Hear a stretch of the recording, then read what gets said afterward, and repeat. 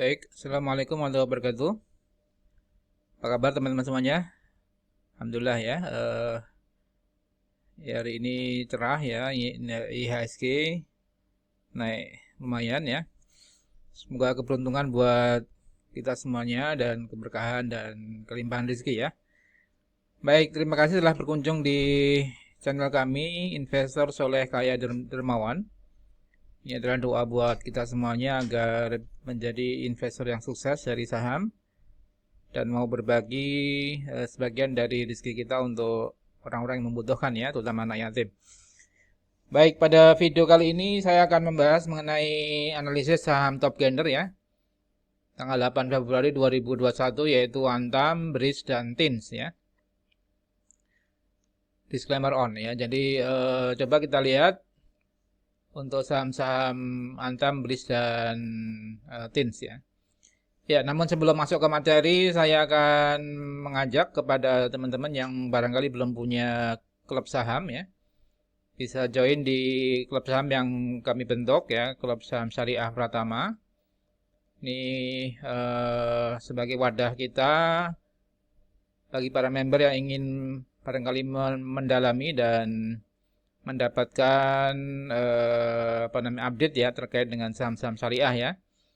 Di mana manfaat sebagai member adalah pertama akan mendapatkan training webinar ya, saham-saham syariah yang potensial setiap Ahad malam ya. Kemudian dapat mendapatkan update saham-saham pilihan dan rekomendasi saham-saham harian ya. Dan supaya ada panduan kita tidak terjebak di saham-saham yang gorengan ya dalam tanda kutip. Dan juga bisa memberikan atau mendapatkan bantuan hukum jika yang memerlukan dalam hal investor atau member kami mengalami masalah hukum terkait dengan investasi ya. Kami sebagai advokat akan memberikan bantuan hukum dari sisi hukum investasi. Ya, ini selamat kepada member kami yang mengikuti rekomendasi kami ya. Hari ini tanggal 8 Februari 2021, contohnya BRIS ya. Kami kemarin tanggal 1 ya. Ini untung 14%, kemudian GJTL ya 10%, Wika 9%, hari ini juga naik ya. SSIA ini 8% dan banyak lagi saham-saham yang bagus dan berpotensi untuk kita mendapatkan gain dari saham ini ya. Semoga ini menjadi pemandu semangat kita di dalam mendapatkan gain dari saham ya. Dalam waktu mungkin antara 1 sampai 3 hari ya. Jadi cukup menarik untuk investasi di saham. Baik, kalau teman-teman ingin mendapatkan update kami saham-saham yang berpotensial naik ya, silahkan bisa bergabung dengan mengisi formulir yang ada di bawah. Baik, coba kita lihat saham saham Antam, BRIS, dan TINS ya. Hari ini untuk Antam ya naik cukup signifikan, di mana naik 6% setelah kemarin juga naik 10% ya ke 2.830 dengan nilai transaksi 2,7 triliun dan volume 9,7 juta lot ya. Jadi relatif sedang ya, biasanya antara 8-9 juta lot memang ya. Dan asing justru net sell 53 miliar ya. Ya, jadi sentimen SWF seperti yang sudah kami upload di video sebelumnya memang membawa sentimen positif untuk Antam dan saham-saham terkait dengan SWF ya. Di antaranya Antam, Wika dan sebagainya ya. Kita bahas yang Antam dulu ini. Di mana kemarin Pak Luhut sebagai Menko Investasi ya dan timnya diberitakan sudah mendapatkan proposal dari Tesla dan dalam waktu dekat akan mengadakan ya mungkin pertemuan online atau seperti apa ya jarak jauh terkait dengan rencana investasi Tesla di Indonesia ya. Ini membawa sentimen positif pada Antam untuk kembali rebound dan melanjutkan uptrend ke 2830 ya. Ya, jadi kalau kita lihat Antam memang berpotensi untuk golden cross ya minggu ini kalau misalnya misalnya tetap besok melanjutkan kenaikan dan berpotensi golden cross dan melanjutkan kenaikan ke kisaran 3.000-an ya. Jadi ini barangkali bisa diperhatikan salah satu saham yang menarik untuk dicermati terkait dengan SWF dan nikel ya. Baik, itu saham pertama. Kalau teman-teman pengen mengetahui berapa TP-nya untuk saham Antam ya, mungkin bisa bergabung di klub kami diskusikan dan berapa TP ataupun harga saham yang bisa dijadikan sebagai target ya untuk Antam baik jangka pendek, jangka menengah maupun jangka panjang ya. Baik, itu saham pertama Antam yang naik 6% ya. Kemudian saham kedua yaitu Breeze ya, dan hari ini juga naik ya. Breeze naik ke 2960 ke 9% ya, 9% ke 2960 dengan volume 3,9 juta lot dan nilai transaksi 1,1 triliun ya. Ya, jadi Breeze hari ini volumenya cukup lumayan besar ya. Biasanya antara 1 sampai 2 juta lot. Hari ini hampir 4 juta lot ya. Jadi relatif tinggi untuk volumenya. Di mana asing membukukan net buy 5,1 miliar ya. Ya, di sini untuk Breeze memang masih beberapa investor masih wait and see ya, karena memang masih masih menunggu kepastian berapa harga red issue daripada Breeze ya. Ya, ini artinya dalam ya secara teknikal memang masih belum terkonfirmasi ya ada sinyal buy ya. Jadi kita tunggu dulu kalau beberapa investor yang sudah memiliki Breeze ya barangkali bisa sell on strength ya. Artinya kalau menguat mungkin barangkali bisa profit taking ya. Tapi untuk yang belum memiliki ya barangkali bisa menunggu dulu sampai kepastian berapa harga red issue daripada Breeze ya.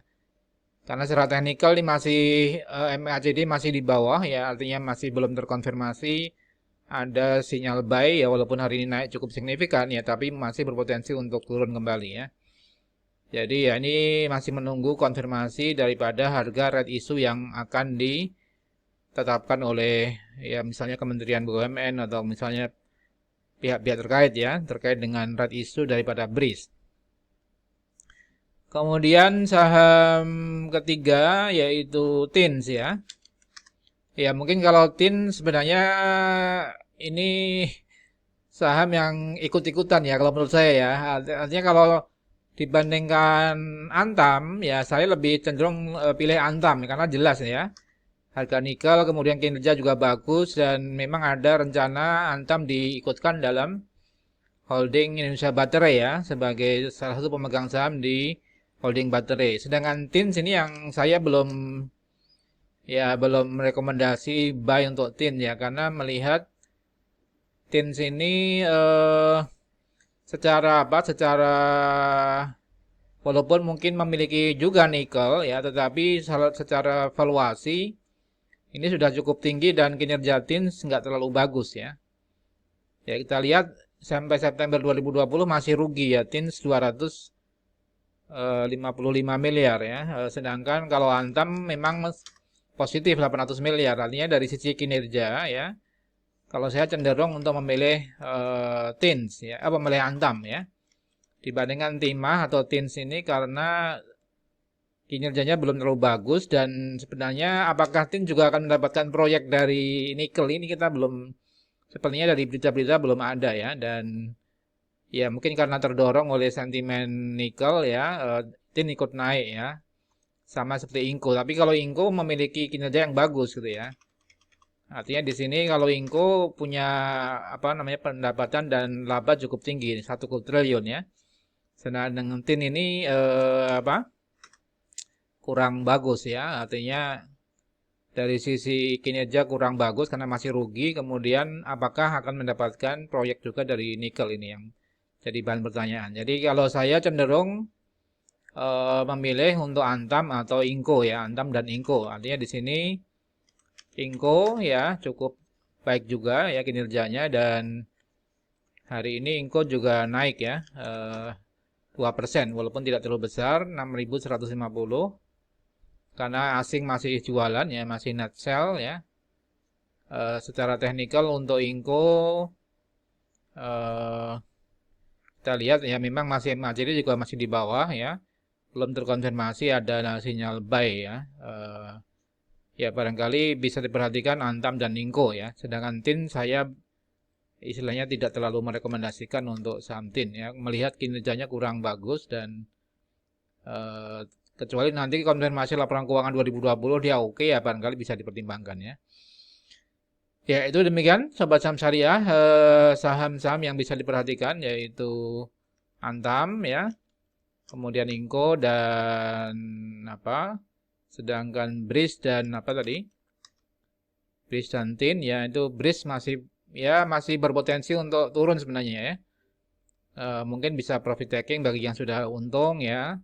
Sedangkan yang mau beli barangkali wait and see dulu karena melihat harga red isunya berapa ya. Karena kalau dari valuasi ketika merger ya BRIS itu di kisaran 780 kan. Artinya kalaupun ketika nanti red issue katakanlah 2 kali PBV atau katakanlah 3 kali itu berarti kisaran 1.500 sampai 2.000 kan ya. Artinya masih ada kemungkinan red isunya di kisaran itu dan bisa turun ya.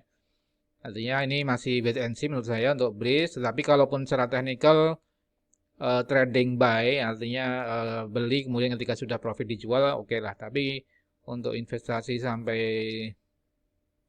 jangka apa mungkin menengah ya artinya itu masih menunggu konfirmasi berapa harga isunya. Ya namun secara jangka panjang sebenarnya BRIS ini masih oke ya. Artinya secara jangka panjang di video kami yang lain sebenarnya bisa 4.000 sampai 5.000. Namun ya tentunya menunggu dulu konfirmasi berapa harga red issue daripada BRIS ya.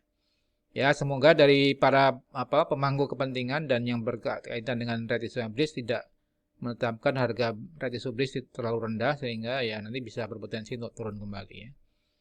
Ya demikian Sobat Saham Syariah, semoga bermanfaat ya. Salam profit dan berkah. Wassalamualaikum warahmatullahi wabarakatuh.